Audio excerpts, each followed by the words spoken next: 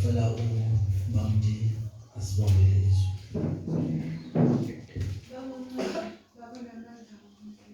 Siyabonga izwi lakho uNkulunkulu wethu ezokhuluma ngaso phakathi kwethu baba wethu omngcwele. Ubonile baba isidingo uNkulunkulu wethu sokuba ukhulume ngalo, asilamukele njengoba linjalo egameni likaJesu waseNazaretha emana nomntwana wakho uNkulunkulu wethu omngcwele. Sibongile kakhulu baba wethu namandla ezokuthakatha. Amen.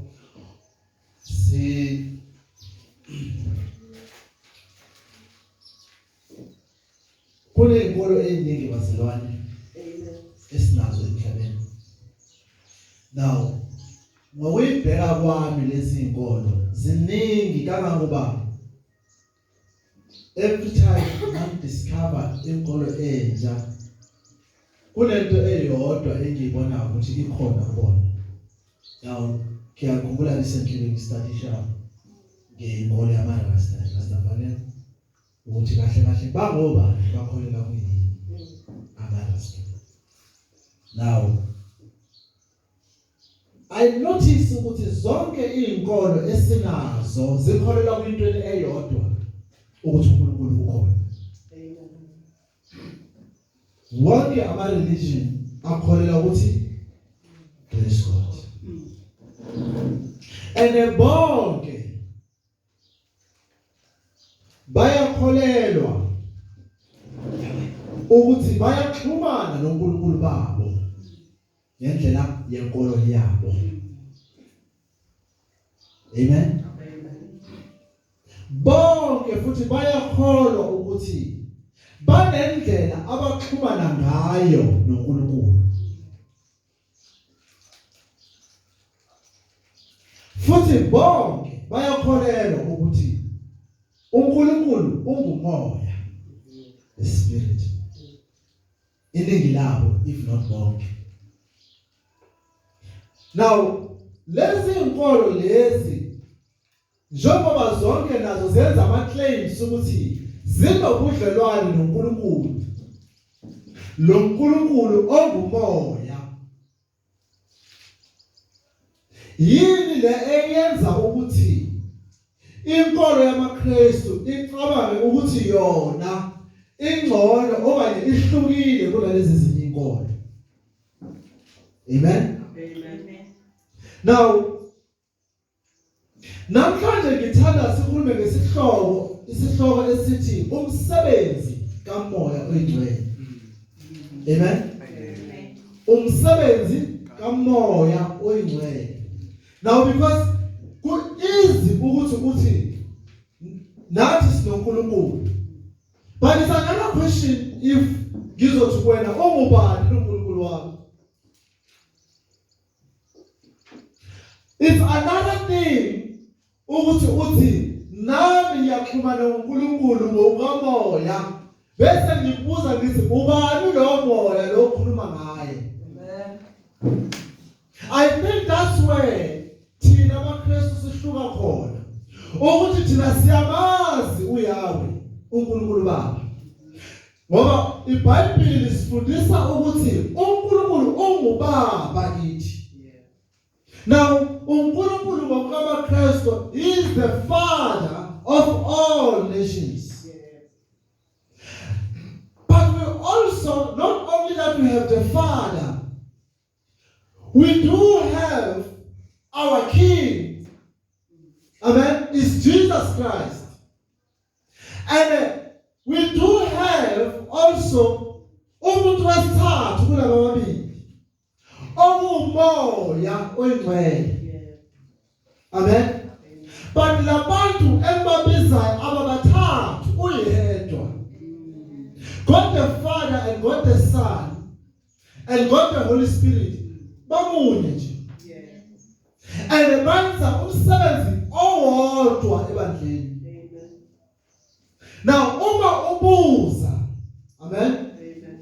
Abazalwane bazinye inkolo phecelezi angithi iHinduism, inkolo yamandiya. Uma ubabuza about uNkulunkulu, but with God but not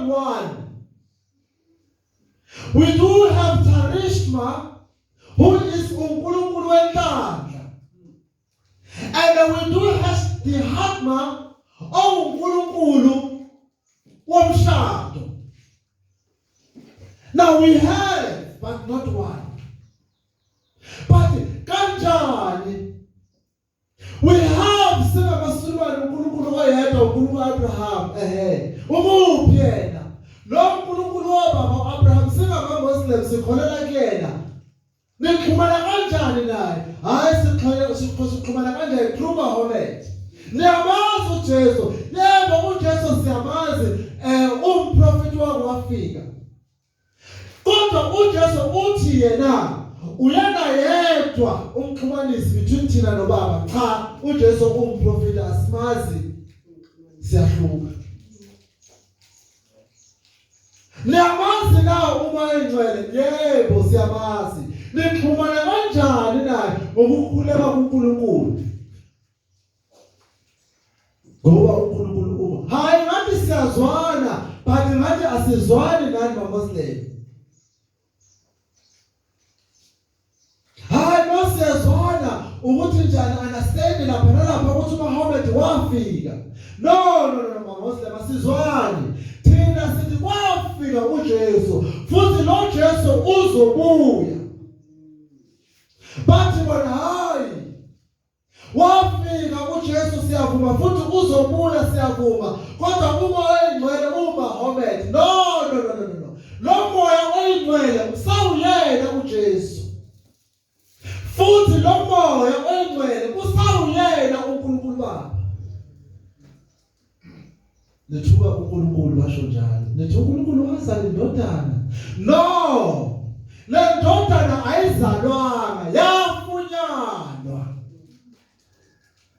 amen now is the argument now you see just before uJesu ashumayele ivangeli kubafundi bakhe nabo abafundi bebenakho ukudideka because baba neqondo bebe understanda umoya oyingcwele uNkulunkulu but balengaqondi ngendodana eUJesu Kristu the only time bekhuluma ngoJesu bebembiza ngoChrist ozayo now mayisefikile lo Christ uzibiza ngendodana yomuntu bathi deka kancane bathi no Johane uwathumela naye ukubaphathisa wathi akene ngibuzela ukuthi ngempela nithi kuyena ule lo esimlindele na kuthiwa umlezo bawubuya uya kuJohane uthi kuJesu Kristu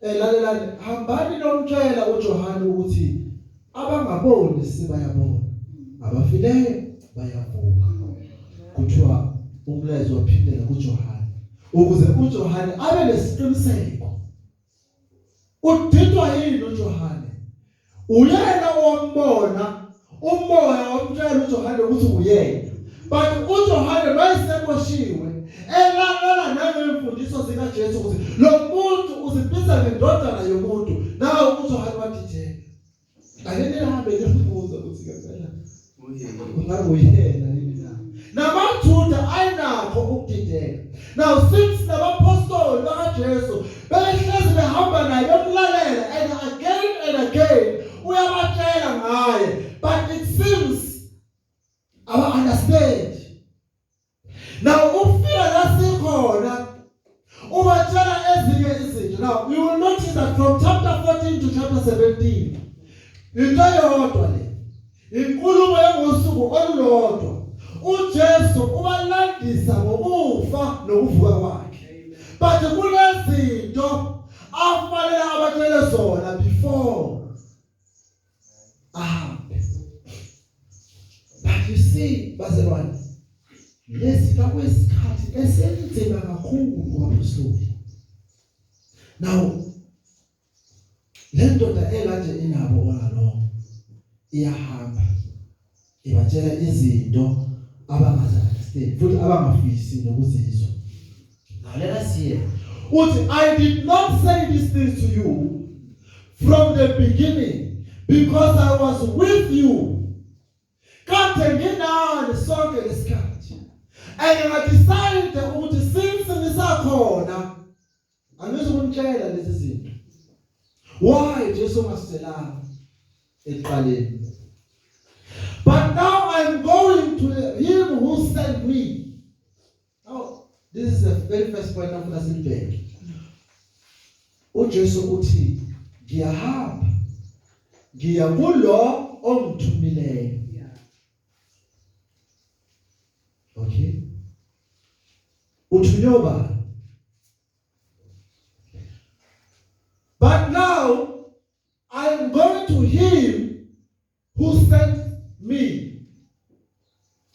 And then but none of you asking me why? Or what is the question? None of you asking me where are you going or where are you going? Njengoba ngihamba ngiyabuka ngithi ngiyahamba ngiya kuBaba. Amen. But you see inkinga ukuthi akekho la kumina ongibuzayo ukuthi ngiyaphi or ngiya kuBaba. Why ningangibuzi? Now mina uJesu wayelindele umuzo. Now you will notice lapha chapter 14. Yathi bayiqede nje ukubatshela ukhona owabuza umuzo. uThomas wathi asibazi uBaba. Ubani uBaba? Now uJesu uthi uma sewumbonile noBaba kanjalo usumbonile. Now this time yahluka. Mayiqeda kusho akekho noyedwa ubuza. But not ukuthi babuza ngoba ababuzi ngoba because basibayazi. But kukhona lento enza bangabuzi. And uJesu njengoba athi akekho kini obuzayo, is it because uyabona ukuthi ikhona lento le abasaba ukuyibuza? And isizathu sokuthi basabe ukuyibuza sikhona futhi ngesazi. Uthi but I can see ukuthi akekho la kumina who's willing to ask. Why are you not willing to ask? Uma ngithi ngiyahamba ngiyakuBaba. Why ningangibuza? Nihlezi ngimbuza nawe Petro why wangibuza? Nawe Thomas why? But today nobody is asking why. Sometimes we don't want to ask eminye yemibuzo because we do not want ukuthola i-answer. Siyayazi but asifuni ukuyizwa. Notice also ukuthi ulandela ngokuthini. But because I have said these things to you, Sarah has filled your heart. This is the reason benabuza. Ngoba ngisho lezi zinto seligcwele usizi enhlizweni zenu. You know, I know this for sure. I am like that. When I'm sad, I don't want to pray. I'd rather keep quiet, be at peace. I normally don't pray. I go to a private place and keep quiet. Sometimes I'll go to a study, be violent, and keep quiet. Because sometimes we get angry. And similarly, anybody to say anything. Because sometimes, kwalento esithi silindele ukuyizwa asikho sure ukuthi sizoyijabule. Now, ngibona inhlaka bazalwane emhlabeni. Kunalabantu abayisibusiso uNkulunkulu abadala. Abantu besifazane. And I've learned something about abantu besifazane. Abantu besifazane kunezinto abathanda ukuzizwa. Kunezinto abangathandi ukuzizwa. Bazofakaze lo mama. Yabona abantu besifazane banje. Uma uzosho into angayithandi. Kuyomela uthenga uchocolate nembali nayo yonke into. Ukuze mawusho uyehlisa ulaka. ukuze mawuzoyisho lento kumele nguyihlelele ngoba lento akuyona into ozoyisho noma kanjani. But kunezinto abasuke ngesinye isikhathi bejahe ukuzizwa. And once washo leyo nto, I'm telling you, we wamuhle kuze kube naphakathi kubona. But kunethi mawuzezisho mame uzoba nenkinga. And angabuza umbuzo abelindele i-answer ethize. Instead athi ithi ngimuhle uthi wena ngimuhle yini esifulindele enye answer ebeyazi kahle ukuthi ufuna usho bayona le ayishonayo. Let's go right. Abantu besifazane ufika agqoke ingubo yakhe abe lapha phambi kwakho athi yangifanela yini esifulindele enye answer ulindele yona le ayisho yena. Instead ukutshela i-answer wena you must repeat lento ayisho yona answer leyo. If unawasho ephambana naleyo ngelile enkingeni. Amen. Abathi phela ngisho from experience. Uyezwa lapho. Ngiyothi sithi le ndoda nami endala isiziyayilothisa leyo. Ukuthi it's either he's right or siyafa. There's no wrong. Lo sethi sezwa lo sithi uma kumele abe right. Uma wrong. Sihle kahle. So you see the apostle babe njalo. They were behaving like that. But I don't understand why.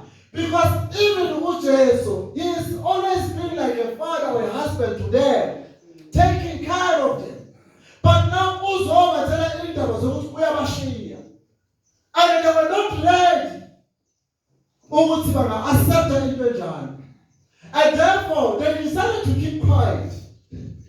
And with Jesus, he knows there are so many things abasibuza zona, but abafuna ukuphumela babo.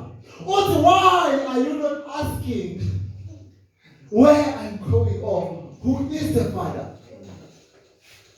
Now, Nabazalwane sometimes sit down, but you see, at this time, bagcwala usizi. Nathi sinalo inkinga ke bazalwane. Because we do not know the Father.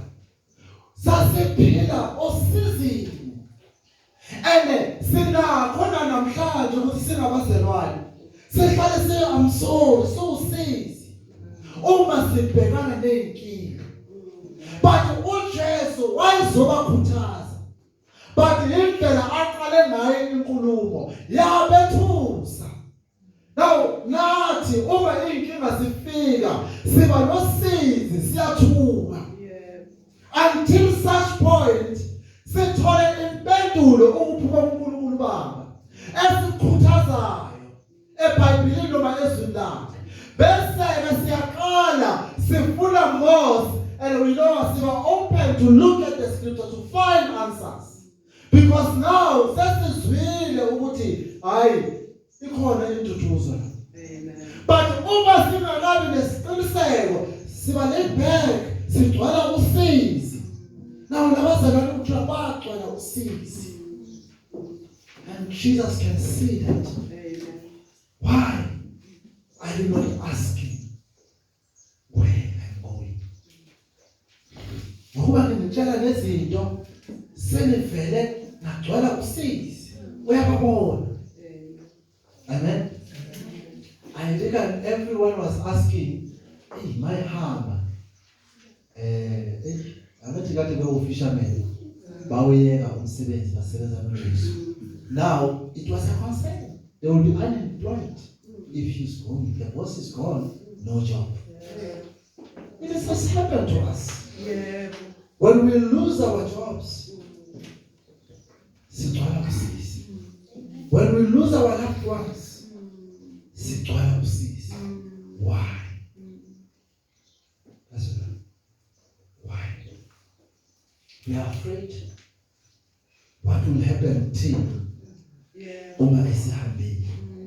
Because if you forward a little bit uzoza ukuthi immediately elenga esibhabhali beqiniseka ukuthi akasekho ukuthi wababuyela emuva. Bayodwa indlanzi. Lwakhe. And guess ubani wahambela babahambela phambili phinde. Lo owayekade phambili ngaso sonke isikhathi. Then he left. And he didn't, I know. Peter, ubengakufuni lokho. He wanted to be with Jesus. But now Jesus, usitshela ukuthi uyahamba. Sizohlekwa abantu. Kanti nithi nenzani elilandela lapho lo mdukisi? Because that's what Jesus was. Kwizitha zakhe. Now bagcwala usizi. But you see, they did not know something. Amen. They did not know something. When the husband comes to a wife, no mama's wife, Ati, ngiyahamba ngegoli. Ngiyosebenza. Abakhosikazi aphatheka kabi. Even though they know ukuthi it's for the right cause, but baphatheka kabi. Why? They don't want to be alone. But that was not the case. Jesus was not leaving them alone. Jesus was not leaving them alone. But they did not have faith. Already they knew. Jesus told them before. Yeah. But they didn't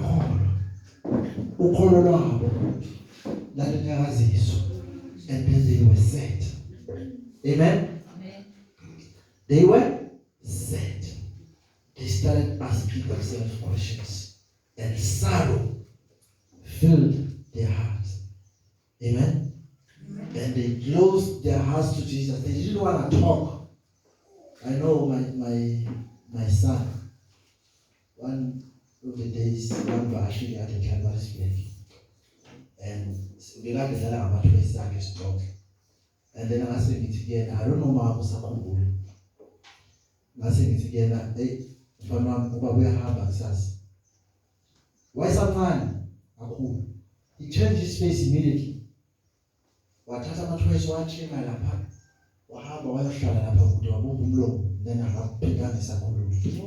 And I knew that uqedusisi because I said I believe. But you see, at that time I could not explain to him what it is. It's for the family advantage that I go. Yeah. Perhaps even Unkosikazi Wam did not understand the certain Bible college. She was set. Very set. I didn't have umngane endlini ngalulanga naselonto. They were all filled with sorrow. But I couldn't explain to them ngaleso sikhathi ukuthi kusilungele sokulele ukuthi ngihambe. Now Jesus was about to leave. Now why Jesus had to leave? Why Jesus had to leave? They were filled with sorrow because Ute uyahamba. He told them these things before. But I did not tell you these things before. He meant not in his presence. Ute previously, because ubekana ubatshela ngohambo lwakhe at this time. But I want us to look at another thing. The second point is Ute ubona. It was for your advantage that I live. They did not know that. Uthi kulungele nina ukuthi mina ngihambe. Kanjani? It doesn't make sense. It's like your father told me that son or daughter, sasa ubaba uyafa. And then I said, into elungile ukuthi ubaba afe. It doesn't make sense leyo nto enganeni. How can my father tell me that uyafa or uba wami abesethi lento ingilungele mina kanjani? This sorrow abapostoli bebeyifila usizi lento yasitela wona si understand. How can you say, Jesus, you are leaving us? but you expect us ukuthi sijabule ukuthi uhambe kanjani. And uyaqhubeka ukuthi it is for your advantage that I live. Listen to this. I am going to, but because I have said these things, you are filled with sorrow. Nevertheless, I am telling you the truth. It is to your advantage that I go away. For if I do not go away, the helper will not come to you. But if I go, I will send him to you. Amen? Amen. Uma ngihlala ngingahambi, umsizi wenu angeke afike. And therefore ngeke nikhule evangelini, angeke niqonde ngokupheleleyo ezinye zezinto.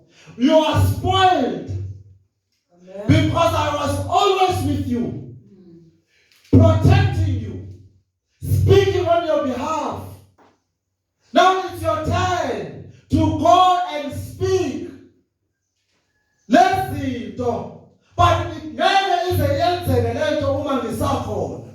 Now you will remember ukuthi uJesu wathi kubona abaFarisi befika bathi, why abafundi bakhe bengafasti?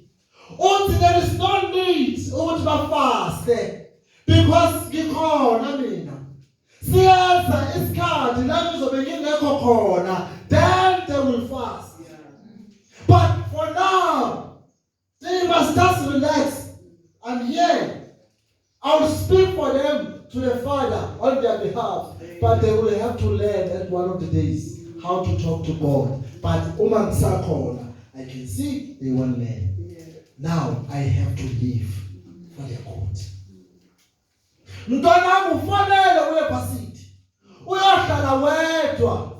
Ufunde la ngenzeni kulandele khona. It's for your own good. It's not an easy thing to a parent or a child to be separated. But Jesus had to do it. Ukuthi baze bakhulu ukuze kufike lo msizi uJesu akhuluma ngayo. Ozosiza abafundi bakaJesu. Bakhule basimele. Bakwazi bona ukuzihambela engasekho. Bayokhuluma ngale ndaba owayekhuluma ngayo umuso wezulu. Amen. Amen. Amen. Now it makes sense all of a sudden. Oh, the helper will come for our own advantage. Amen. Amen. The helper will come. But you see, uqala ngokuthi ngiqinisile ngithi, meaning ngesihebheru ngesigreek bezothi valari I say. Amen. Yeah. Now meaning there is assurance. I assure you it is for your advantage. You may not understand it over much, but it is for your advantage that I live. Amen. Amen. It is for your advantage. Amen. Amen. Kulungele ukuthi now, but I am telling you the truth. But another word you see, if I don't, you see, there's an if. There's a danger. If I stay, it's not good. But if I go, it is good. Because you said in your old testimony again, it was important that Jesus died on the cross. So what? Even he asked, ukuthi baba, singangeqile lesisitsha. Amen. But he knew himself that it was for the good of the gospel.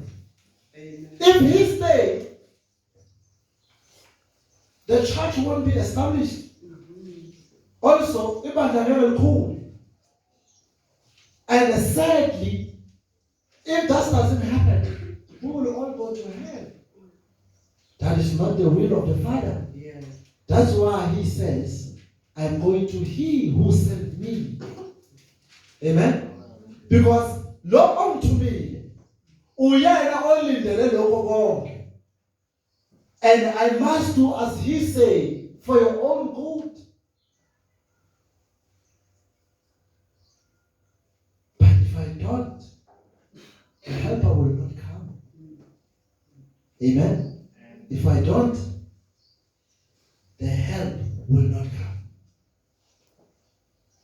It is important for the church to know that the helper, it is the Holy Spirit. And the Lord by ointment must function within the church. And verse 1, believe me, you may not understand this now. The church must be led by the Spirit, not us. Verse 1. I always concern verse 1, especially when I'm concerned about charismatic. You could very tell they don't care about the Holy Spirit. And one about the claim kakhulu indaba kakhulu, but mawubuka ama actions abo, they don't know. They don't even give the Holy Spirit this chance sokusebenza. Because bamhambela phambili ngaso sonke isikhathi. In fact, nathi labenza ngawo uyabona ukuthi bayenza bona but bese claim ukuthi Holy Spirit uyenza, but uyabona ukwenza bona. And as long as we have that attitude, then we won't grow. We do not allow the Spirit to work. And it is for our advantage to allow the Spirit to lead us. Amen? He is our helper, the Holy Spirit. Read for me Hebrew chapter 13, verse 5 to 6.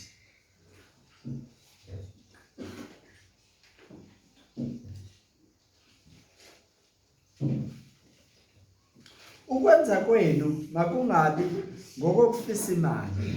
Yaneliswani ngeni nakho ngokuba yena ushilo wathi angisoze ngakuyeka, angisoze ngakushiya. Amen. Awuphinde futhi. Ukwenza kwenu makungabi ngokufisa imali. Yaneliswani ngeni nakho ngokuba yena ushilo wathi angisoze ngakuyeka, angisoze ngakushiya.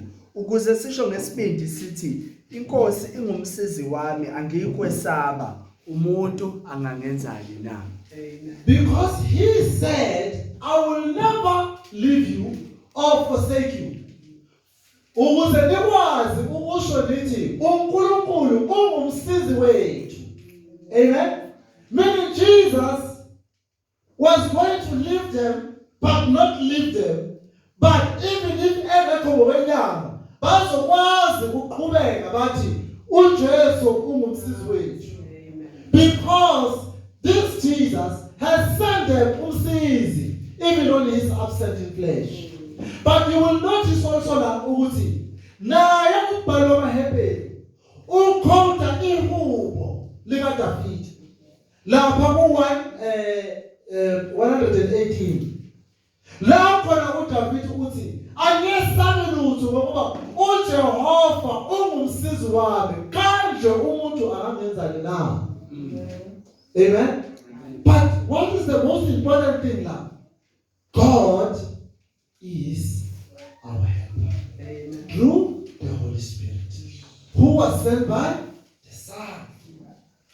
Amen. Now Jesus, when he says, lokho engikwenza manje emhlabeni uNkulunkulu uyakwenza ezulwini, meaning njengoba esezulwini angathi thina lokho engikwenza la ezulwini umoya wengcwele uyakwenza emhlabeni. He is our helper. Amen. Amen. uNkulunkulu ungumsizi. Jesus continued, but if I go, I will send him. Kodwa uma ngihamba ngizomthumela. The relationship between abafundi bakhe noJesu abuza ukufa, ngoba umoya oyingcwele uzomqinisa even more in his presence than when he was there with them. Amen. The child will only notice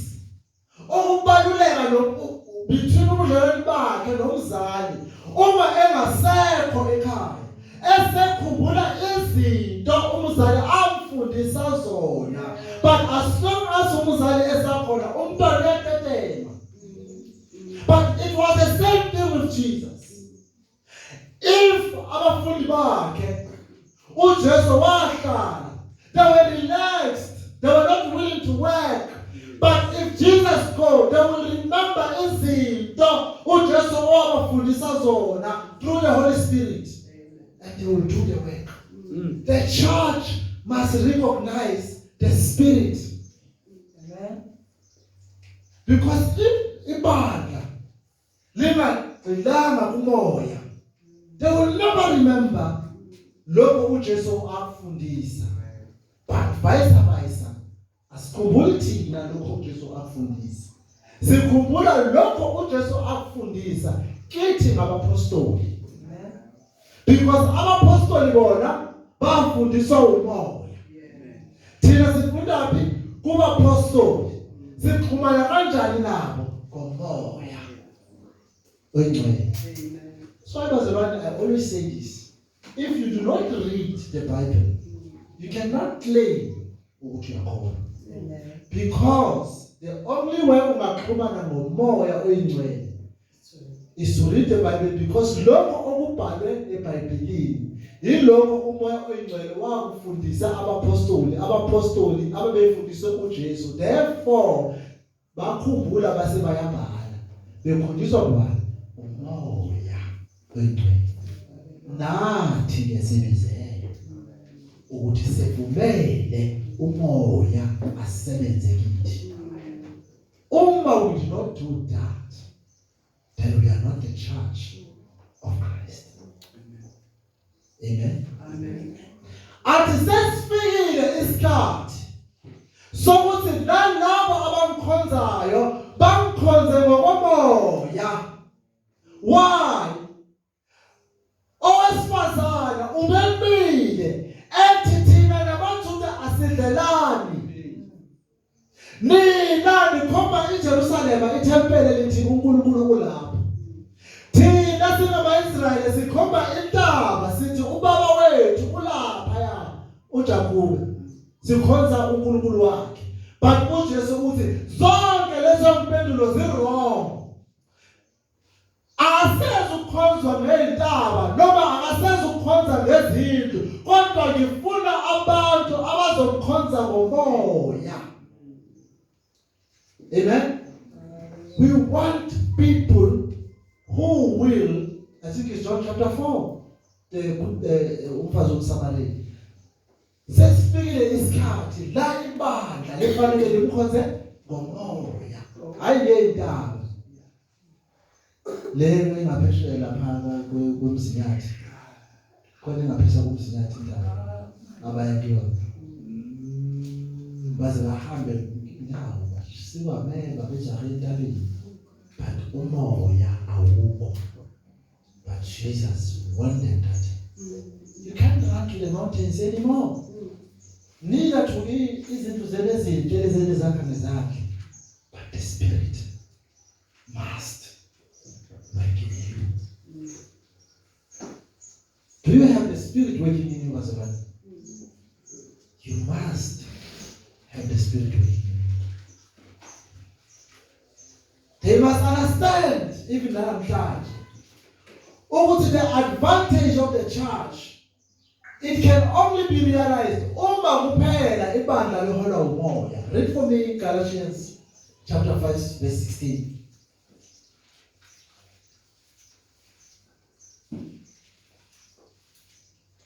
Kepha ngithi hambani ngomoya khona nekufeza izinkanuko zenyama.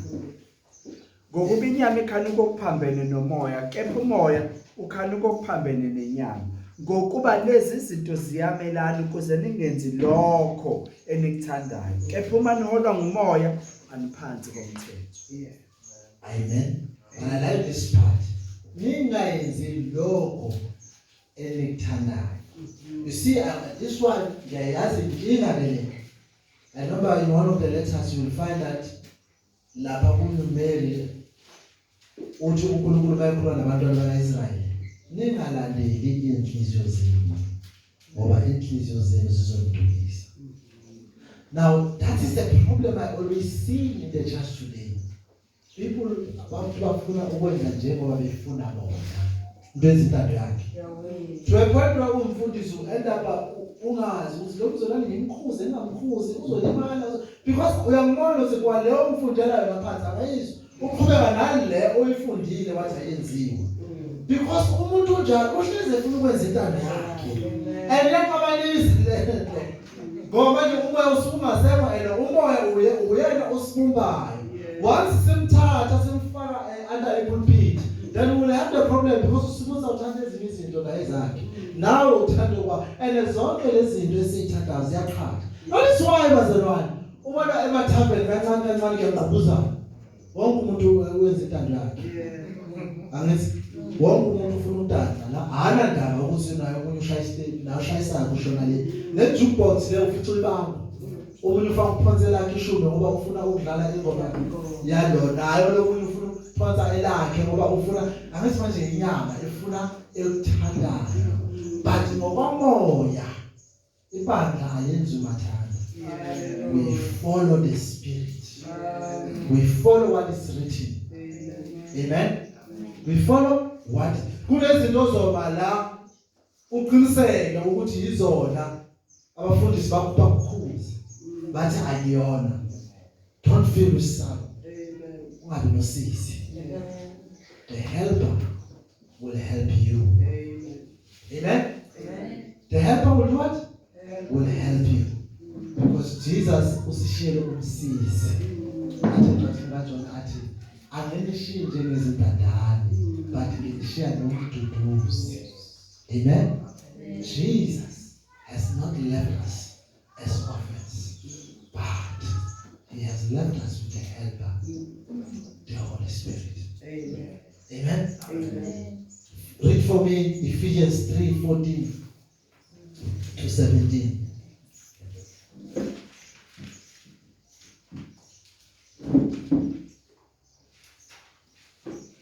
Ngenxa yalokho ngiguqa namadolo ami kuyise ethiwa ngayo yonke imindeni ezulwini nasemhlabeni ukuba ngokwengcebo yenkazimulo yakhe aninike ukuqiniseka emandleni ngomoya wakhe kumuntu ongaphakathi.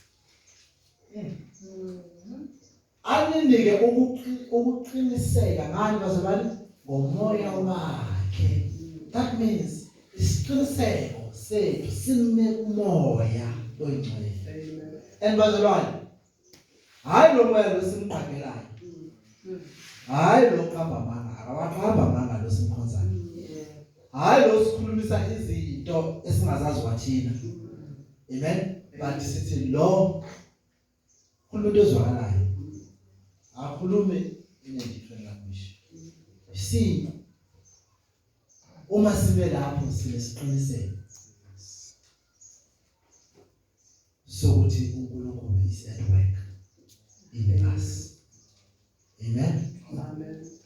God is at work in us. Now, when he comes, he will convict the world. Amen. Uma efika uzoguqula izwe. Now you see uthi anihambi angishiyi nodwa ngiyahamba bathi kodwa nginishiya nomsizi okuyothi mayefika aguqule izwe. Why afanele aguqule izwe? Mayefika phi? We have to understand that. Mayefika kubapostoli uzoguqula izwe. Akazofika nje no way. Umoya mayefika ufika ebandleni.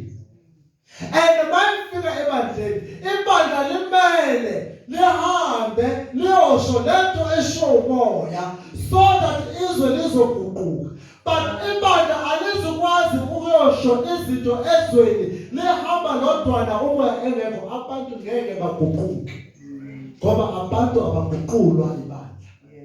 Baguqulwa umoya osebandleni. So therefore bazalwane, I may preach the gospel with power of my power. But angeke ngiqule umshini. If umoya engagijimanga yena waguqula umshini, mangisho mina amazwi, then umshini abese ezwa umoya, abese fakazela amazwi engazwa, abese ngiyamukela unyamukela uJesu njengenkosi yomsindisi. Now uJesu was trying to say that to apostle, but leli gama elithi convict lifuna understand kahle. Lizalwa yile gama elithi convince. Because you have to convince someone so that he may be convicted. But also leli gama elithi convict leli gama elisetshenziswa amalawyer uma bethi umuntu has been convicted again, guilty as charged. Now umuntu uma leli gama lesingisi bethi convict, meaning lo muntu umukele ukuthi uyisoli. Hallelujah, bazalwane. Amen. Umukele ukuthi uyisoli. That's why he has been convicted guilty. Yeah, now also convicted guilty. And then he repent. But that can only happen if the charge is using the Holy Spirit, or if the charge is filled with the Spirit. Amen. We can never convict a man without the Spirit. That's the one. This charge, do you think Amen. are you sure? Amen. Why are these seats empty? Why people do not follow us? Nana, why your neighbor is not with you here?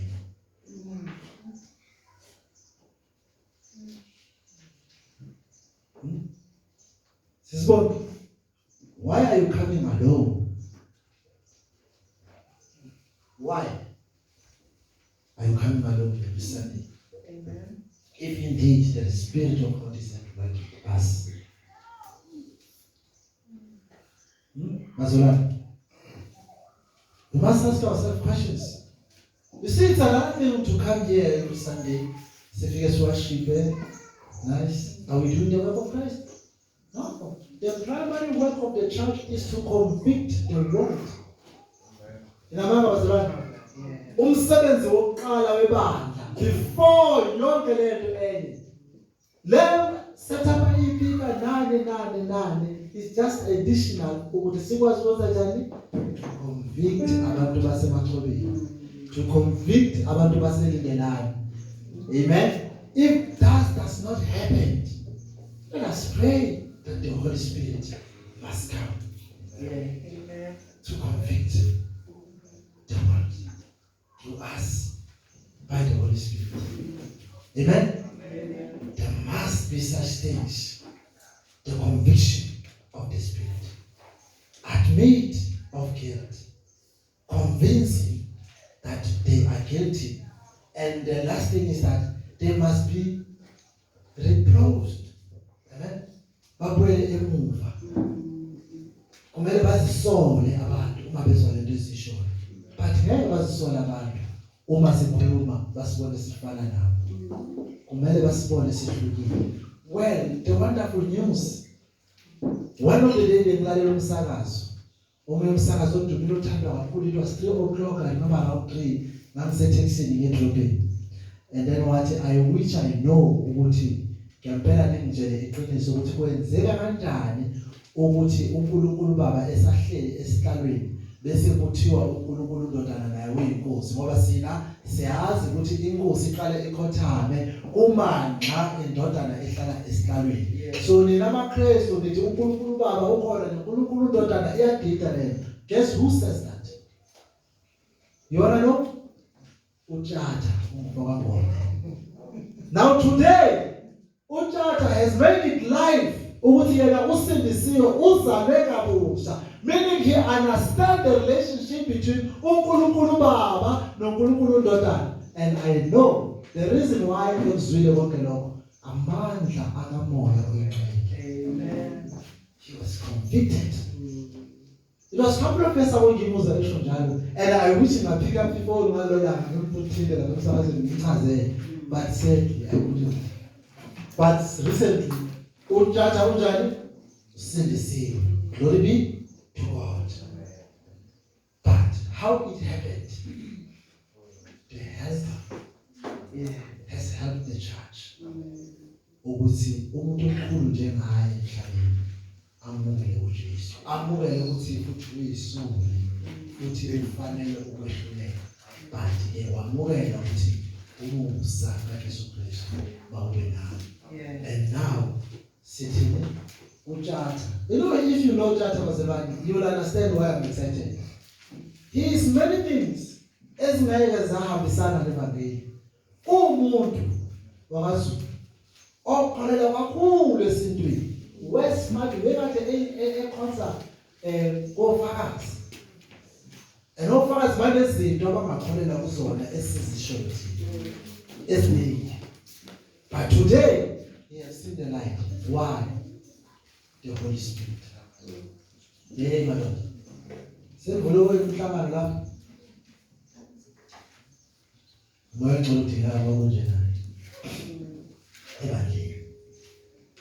no one can accept Jesus unless everybody is so. Dr. Hendrickson, I quote, Uti, how can those who think lightly of sin be the agents of the Holy Spirit? Kungenza kanjani ukuthi abantu abathatha kancane ubungozi besono babonakala kuyibona abaclaima ukuthi baphethe ivangeli. Bibona abaclaima ukuthi baba agent kaMoya Oyingcwele. Because uMoya Oyingcwele mayifikile umuntu uyahlukana nesono. But today we see in churches people who regardless of whatever, they don't have respect or abanalo ukwesaba isono. But kuzwana kuthiwa yibona abafundisi abashumayelayo. How do we believe such persons?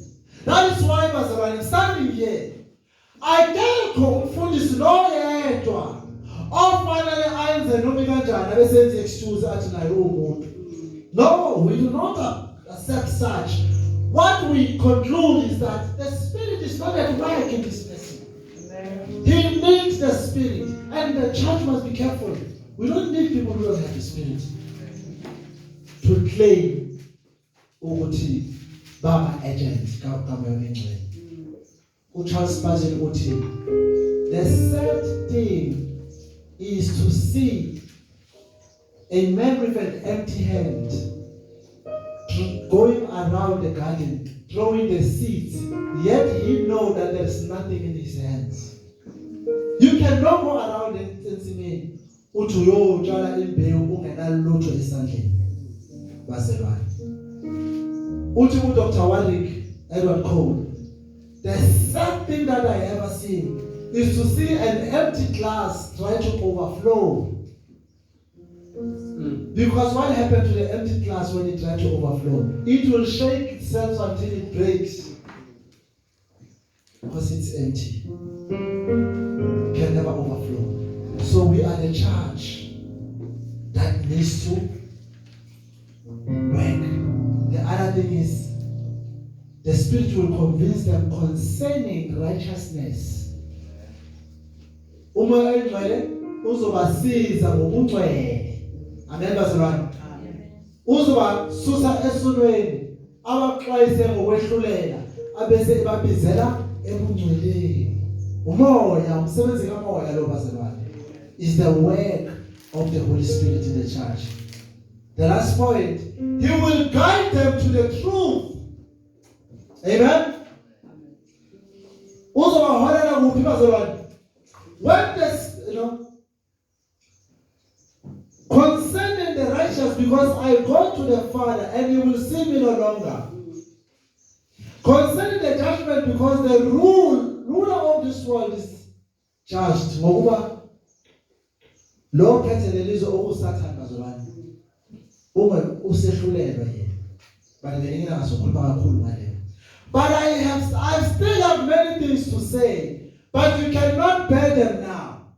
When the Spirit of truth comes, He will guide you into all the truth. For He will not speak on His own authority, but whatever He hears, He will speak, and He will declare to you the things that are to come. Beautiful. Bazalwane, lo moya mayefika uthi umoya weqiniso. Mayefika and notice ukuthi umbiza ngo he. Bazalwane, it is not she. But ngizama ukuthi uzubona uma uNkulunkulu ethi wasenza emfano kuseni wakhe. Meaning nayo identify noma esebiza ukuthiwa he awukuthiwa it. You see now, this spirit is in our likeness as we are told in Genesis. He is the spirit of truth, and He will guide us to the truth. Amen. He will guide us to the truth. But Jesus, uthi ikhopostoli nginezinto eziningi engifisa ukuzisho kuningi, but I will not until He comes. Yena uzoniholela kuzo lezo zinto. Amen. Amen. Meaning abapostoli bonke lokho ababhalile babhala behola ubani umoya. Na ngamanye amazwi uma sifunda lento sifunda umoya. The whole scripture is the work of the Holy Spirit. Timothy 3:16, can you read that for me?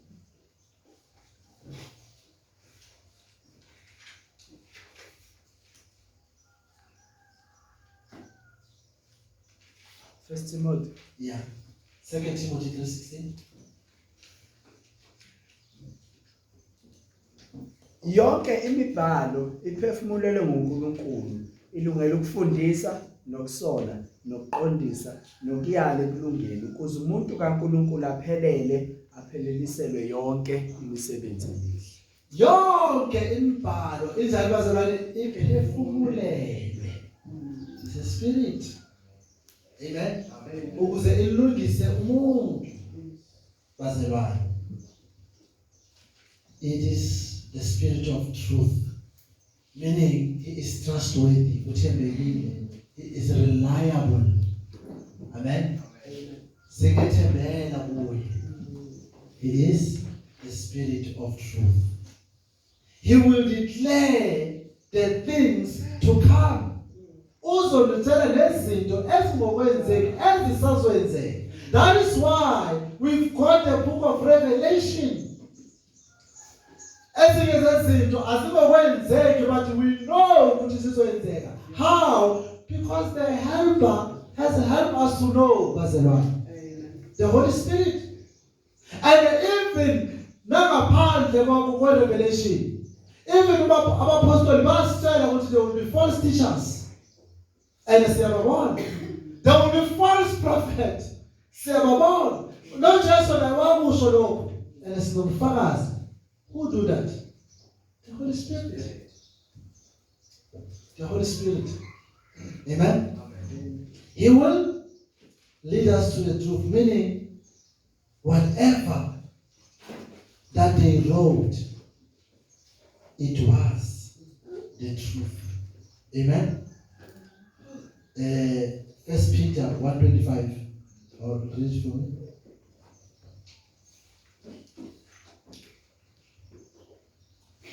Yilo lelizwi levangeli elashunyayelwa kimi. 1 Peter 1:25. Yilo lelizwi levangeli elashunyayelwa kimi. Yilo lelivangeli elashunyayelwa bazalwane. Elabelithi, for the word of God abide forever. Ngokuba izwi likaNkulunkulu lime kunganaphakade. The Holy Spirit will remind me the things engilitshele zona plus the things that will come. Lokho ukuze kuthiwa izwi libe kuna phakade. Amen. The last one, verse 4 John 2 to 4. First John chapter 4, verse 2 to 4. Yazini umoya kaNkulunkulu ngalokho bonke omoya bavuma ukuthi uJesu Kristu ufikile enyameni bangabakaNkulunkulu. Lowo moya ongamvuma uJesu akasiyo kaNkulunkulu. Amen. Now how do we know ukuthi this is he, the Holy Spirit?